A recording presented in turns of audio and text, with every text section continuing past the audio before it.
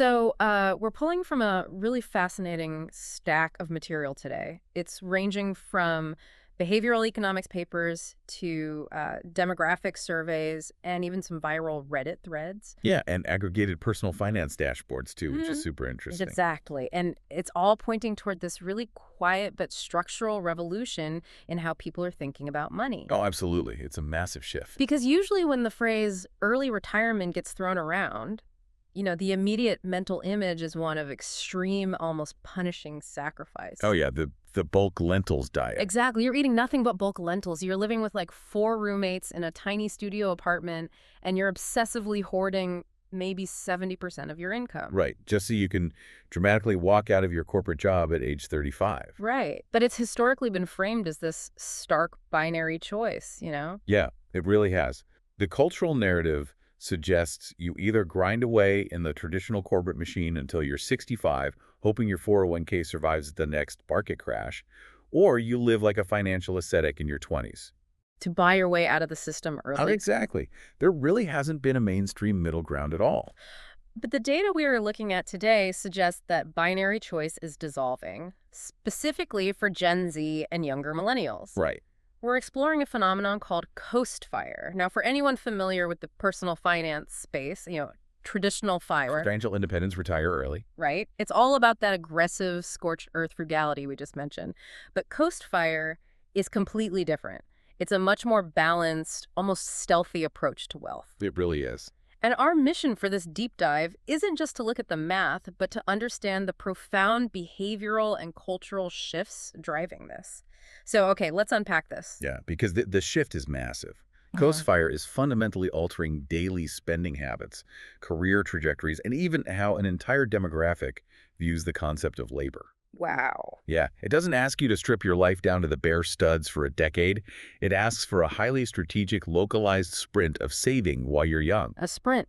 Okay. Right, allowing you to essentially step off the gas pedal entirely for the rest of your career. So before we get into why they're doing this, we need to define what it actually is, right?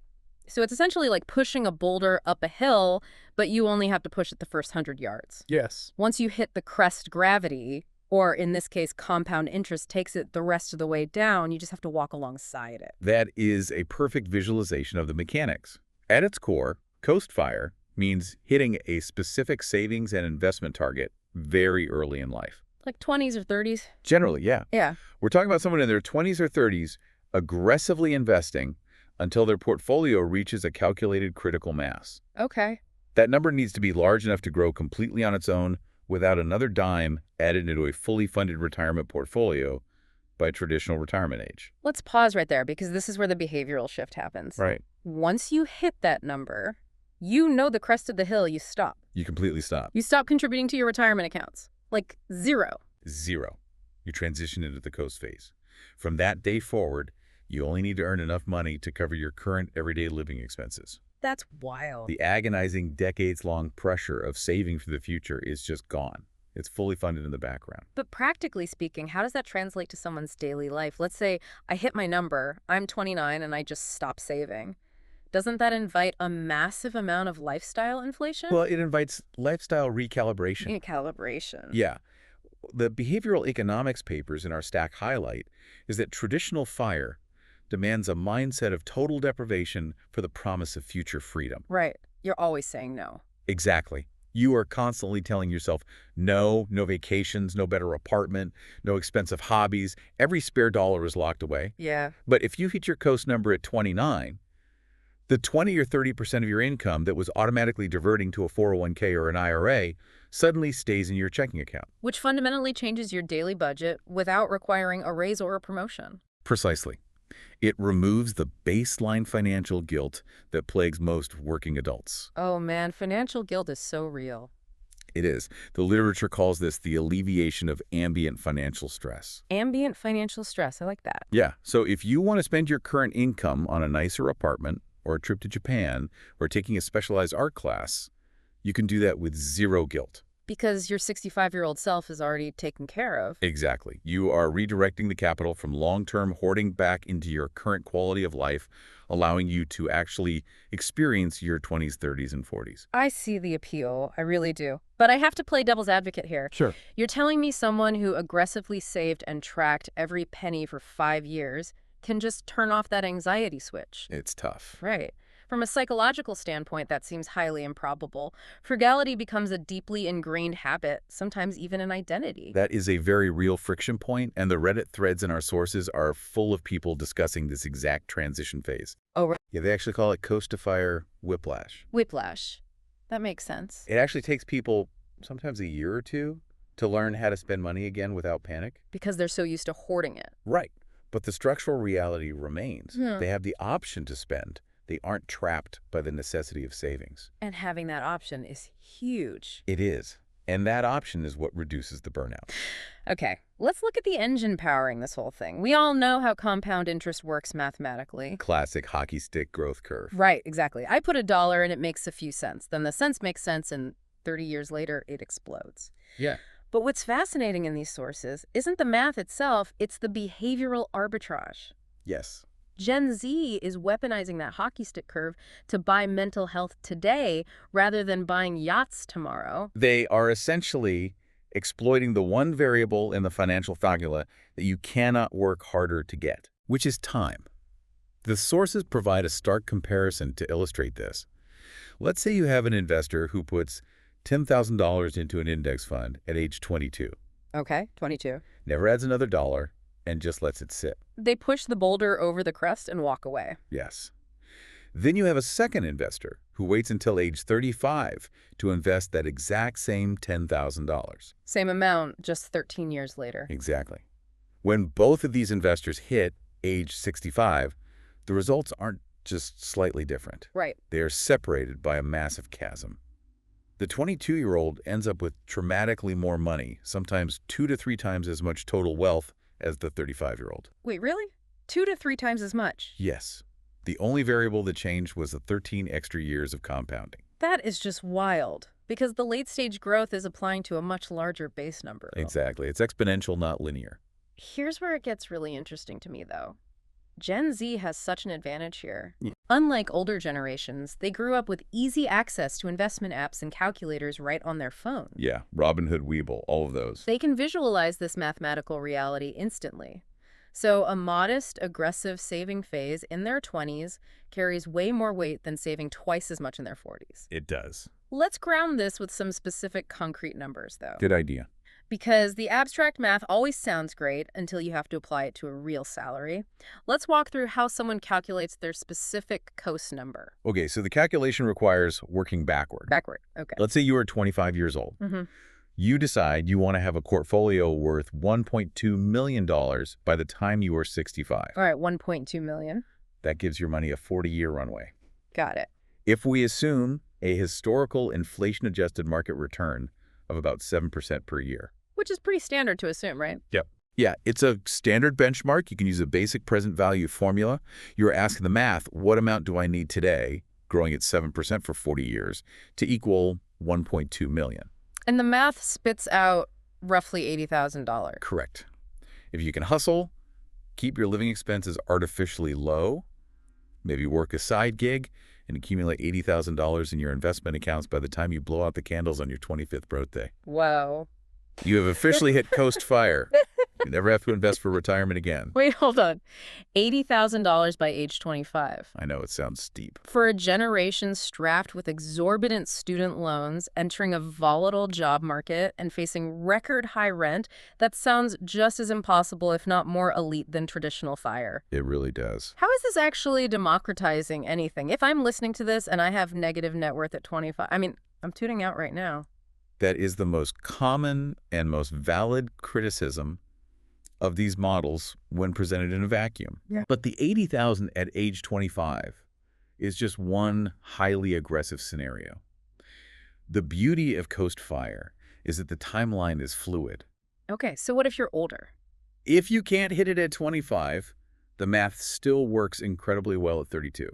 Let's say you take until age 32 to pay off your student loans, Which is very realistic. and you finally hit a coast number of, say, $130,000. You still have 33 years of runway until age 65. Oh, I see. The core philosophy doesn't demand you do it by 25. It just demands you front-load whatever you can as early as you can to buy yourself decades of lower pressure later. That makes it a lot more palatable. Yeah, it's about the runway. But even then, I'm looking at that 7% assumed real return.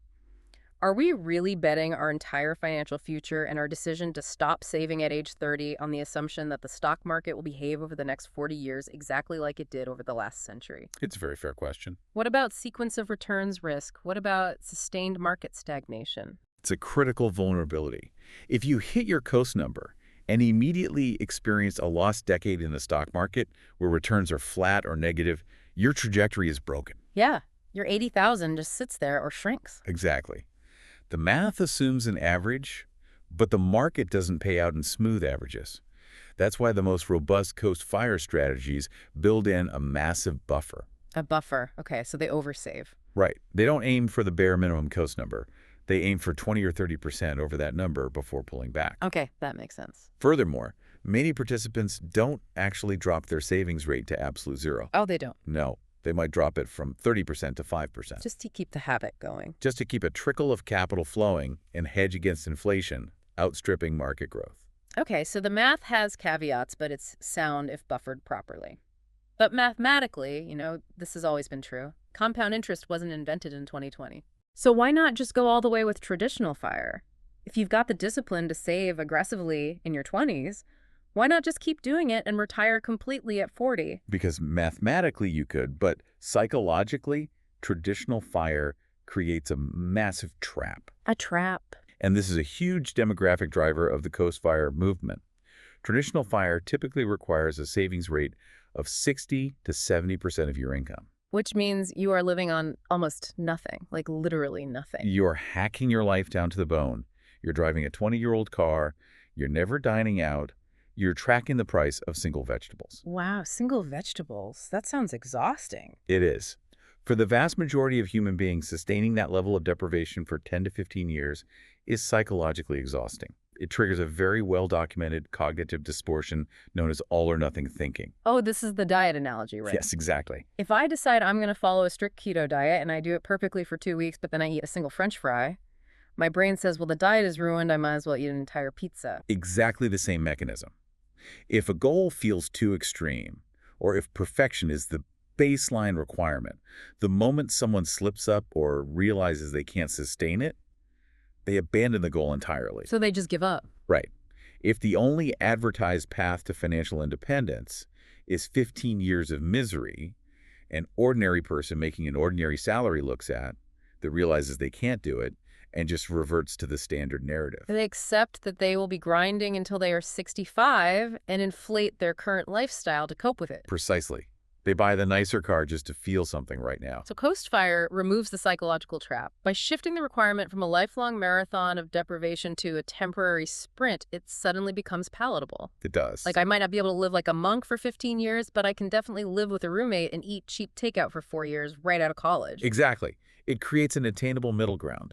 And what does this all mean for the demographics? It changes who can participate. Right, because it's not just tech bros anymore. Exactly. Traditional fire was heavily criticized for being a playground exclusively for high-earning software engineers or finance bros who made so much money that saving 70% still left them with a comfortable middle-class life. Right, if you make $300,000, living on $90,000 is still pretty cushy. Exactly. But Coast Fire makes financial autonomy accessible to the teacher, the nurse, the mid-level manager. That's incredible. But I want to dig into the why of this timing, because math alone rarely starts a movement. True. Even with the psychological trap removed, people don't radically alter their life path just because a new spreadsheet model drops. Right. There has to be an emotional trigger. Exactly. There has to be an emotional catalyst. And looking at the socioeconomic analysis in our sources, it's clear that Coast Fire is a direct structural reaction to the profound exhaustion of hustle culture. You have to look at the historical context Gen Z grew up in. Yeah, let's talk about that. They entered the workforce during an era defined by high burnout rates, hustle culture, and the constant pressure to be endlessly productive. The pandemic really accelerated that too. It absolutely did. They watched the generations ahead of them, primarily boomers and Gen X, subscribe fully to the traditional corporate bargain. Which is give us your best years and we'll give you a pension maybe. Right. Give your best years, your physical health, and your mental bandwidth to a company, and in exchange, you'll get a golden retirement at the end. And what they saw was a deeply broken promise. Completely broken. Yeah. They watched their parents work relentlessly, constantly postponing their lives, postponing travel, postponing rest, postponing spending time with family. Yeah. And then when that magical age of 65 finally arrived, they saw a reality that didn't match the brochure. It never does. People retiring with failing health or cognitive decline, or simply lacking the energy to do all the things they had deferred for 40 years. It's the tragedy of deferred living. I'll finally learn to paint when I'm 65. I'll finally take that trip to Italy when I'm 65. Like that. And Gen Z, who entered the workforce during global pandemics, unprecedented economic shifts, and just a pervasive culture of burnout, looked at that trade-off and said, absolutely not. They are rejecting the deferred living model entirely. If we connect this to the bigger picture, Coastfire isn't just a financial strategy. Right. It's a structural response. Yes, it is a structural mechanism to reclaim the present. It replaces the endless grind with a shorter defined period of hard work, followed by a deliberate easing of pressure. And it bridges the gap between dreams and reality, too. It takes this vague emotional wish of, I want to work less someday, and gives it an actual financial structure. It removes the financial urgency that fuels burnout. Yeah. And it doesn't mean stopping work. Yeah. That's a vital distinction. Right. I actually want to share a realistic scenario from one of the case studies in our stack because I think it perfectly illustrates the shift in the nature of work. Let's hear it. So let's talk about Maya. Maya is 28. She works as a UX designer at a hyper-growth tech startup. Okay. High stress. Very. She's making great money, but she's putting in 60, sometimes 70-hour weeks. She's completely burnt out. Her health is deteriorating, and she has rolling panic attacks every Sunday night. Ah, the standard hustle culture byproduct. Sunday scaries. Right. Under the traditional model, Maya really only has two choices. She keeps pushing through the misery for another 30 years to build her nest egg, or she quits to find a lower stress job, takes a massive pay cut, and constantly worries that she'll be eating cat food when she's 70 because she isn't saving enough. It's a terrible choice. Present misery or future anxiety. Exactly. But Coastfire introduces a third option. Yes, it does. So Maya runs her numbers. She lives incredibly frugally for 5 years. She maxes out every account and hits a Coast number of $100,000 invested by age 28. That's a huge milestone. It is. And the moment the account crosses that threshold, her relationship with labor fundamentally transforms. She quits. She quits the toxic startup. But she doesn't retire to a beach to drink margaritas. Instead, she takes a job doing design work for a local nonprofit. A job that probably pays significantly less. A lot less. It pays half her previous salary. Wow. But because her retirement is already fully funded by that $100,000 compounding in the background, she doesn't need to save a dime of her new, smaller paycheck for the future. Because that $100,000 is working for her now. Exactly. That lower salary is more than enough to cover her rent, her groceries, and her lifestyle right now. She reclaims her evenings, her mental health, and her autonomy at age 28, not age 65. And that scenario actually points to an even deeper sociological insight. Oh, yeah. We are looking at an economy on the precipice of massive disruption due to automation and artificial intelligence. AI is coming for everyone. It really is. Many of the high-paying, high-stress corporate jobs that fuel traditional fire are exactly the types of knowledge work jobs most vulnerable to AI over the next decade. Oh, wow. That is a fascinating angle. I didn't even think about that. Coastfire acts as a hedge against the AI revolution. Exactly. If you secure your financial baseline in your 20s and then transition into lower-paying, community-centric or highly human-centric roles... Like Maya at the nonprofit. Right. Or teaching or specialized crafts, you are essentially moving your career into areas that are far less likely to be automated. Let's insulate yourself. Yes. You insulate yourself from the economic shockwaves of AI because you no longer rely on climbing the corporate knowledge worker ladder to survive. That is brilliant. It's not just a rejection of burnout, it's a strategic retreat to higher ground. Exactly. So, okay, we have this mathematically viable strategy. It cures the burnout epidemic. It provides an alternative to the all-or-nothing psychological trap. And it even serves as a macroeconomic hedge. It does a lot. But a strategy is useless if nobody knows about it. Personal finance isn't exactly a topic that traditionally captures the zeitgeist.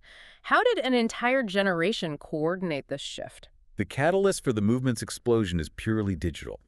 It's the unprecedented visibility provided by social media. You have to remember, for decades, personal finance was a total black box. It was considered intensely taboo to discuss your salary, your debt, or your investment strategy with your friends, let alone broadcast it publicly. It was the ultimate faux pas. I mean, older generations would gladly discuss their medical histories before they would ever tell you what was in their 401k or how much they paid for their mortgage. Oh, totally. The secrecy was a feature, not a bug of that culture. But Gen Z has completely vaporized that taboo. They operate with a radically different culture of financial transparency. They talk about everything. Everything. And this visibility is the absolute engine of the Coast Fire movement. The concept didn't spread through stuffy seminars, financial advisors, or dry textbooks. Yeah. It spread through hyper-specific peer-to-peer sharing on platforms like Reddit, TikTok, and YouTube. The format of this content is what's really striking to me. You go online and you don't just see people giving generic advice like, save 10% of your income. No, it's highly detailed. Yes. You see 24-year-olds sharing their actual computer screens. They are opening up their budgeting apps, showing their exact salary down to the dollar, detailing their rent, their grocery bills, and showing the live balance of their index funds. It's incredible to watch. It's gamified. They treat building net worth almost like a multiplayer game with public leaderboards. And we have to ask why that specific type of radical transparency is so effective at driving behavioral change at scale. Right. Why does it work so well? When you read a financial theory in a book, it remains abstract. It's easily dismissed. Sure. But when a young person watches a video of someone their exact own age, living in a similar city, dealing with similar inflation, walk through exactly how they calculated and hit their Coast Fire number, it turns abstract theory into a highly concrete, executable roadmap. It's the ultimate proof of concept. Yes. If you see someone who looks like you, earns like you, and lives near you doing it, the classic excuse of, oh, that's only for rich trust fund kids, completely evaporates. It forces you to realize that it's a choice. It raises an important question about normalization. Normalization is the most powerful force in economics. How so? When everyone around you, even in your digital ecosystem, is talking about compound interest, tracking their Coast numbers, and front-loading their investments, it rewires the cultural default. Right, because the default used to be so different. The default path used to be graduate, get a job, finance a new car, upgrade your apartment, and continually inflate your lifestyle to match every raise you get. The hedonic treadmill. Exactly.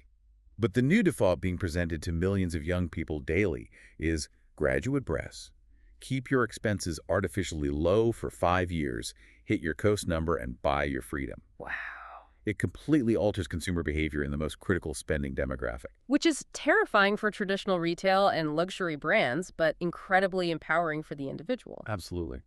If we synthesize all of this, the math, the psychology, the social media transparency, what it all boils down to is a profound redefinition of success. The core takeaway from all these sources is that Coast Fire is fundamentally misunderstood by its critics. Oh, people hate on it all the time. They really do. Critics often label it as a manifestation of laziness, an entire generation just wanting to check out and sit on the couch. Right, the whole nobody wants to work anymore narrative. Exactly. But it's not about escaping work completely.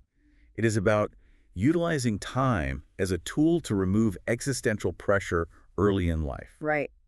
It is about reclaiming control over the coming decades, rather than feeling like your future's being held hostage by them or your need to survive. It's shifting from working for survival to working for purpose. Beautifully said. You don't have to live in a state of absolute deprivation, and you don't have to grind your bones to dust until you are 65.